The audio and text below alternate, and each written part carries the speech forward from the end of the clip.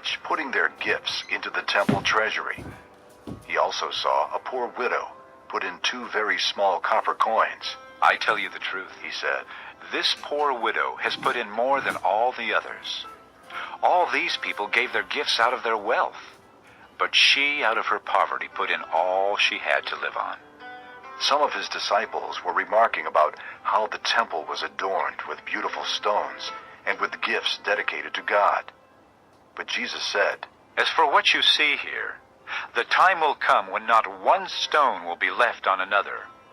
Every one of them will be thrown down. Teacher, they asked. when will these things happen? And what will be the sign that they are about to take place? He replied, Watch out that you are not deceived. For many will come in my name, claiming, I am he, and the time is near. Do not follow them. When you hear of wars and revolutions, do not be frightened.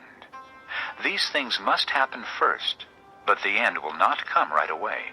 Then he said to them, Nation will rise against nation, and kingdom against kingdom.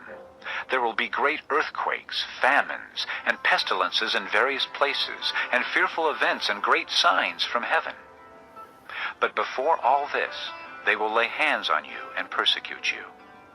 They will deliver you to synagogues and prisons, and you will be brought before kings and governors, and all on account of my name.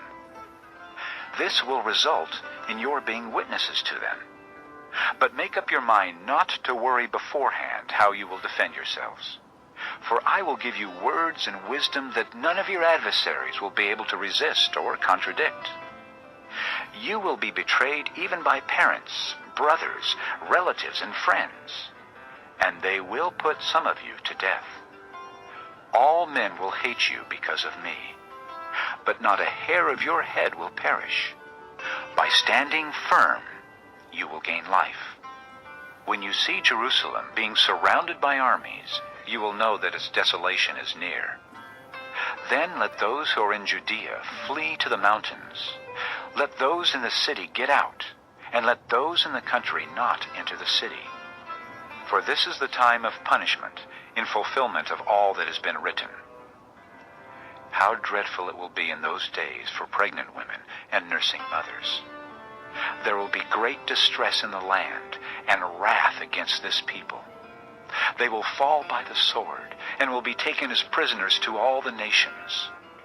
Jerusalem will be trampled on by the Gentiles, until the times of the Gentiles are fulfilled. There will be signs in the sun, moon, and stars. On the earth nations will be in anguish and perplexity at the roaring and tossing of the sea. Men will faint from terror, apprehensive of what is coming on the world, for the heavenly bodies will be shaken. At that time they will see the Son of Man coming in a cloud with power and great glory.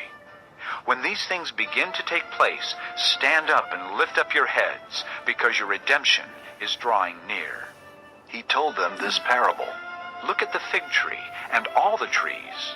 When they sprout leaves, you can see for yourselves and know that summer is near.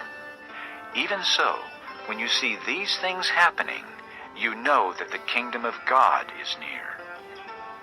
I tell you the truth, this generation will certainly not pass away until all these things have happened.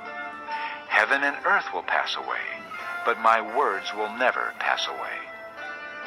Be careful, or your hearts will be weighed down with dissipation, drunkenness, and the anxieties of life, and that day will close on you unexpectedly like a trap. For it will come upon all those who live on the face of the whole earth.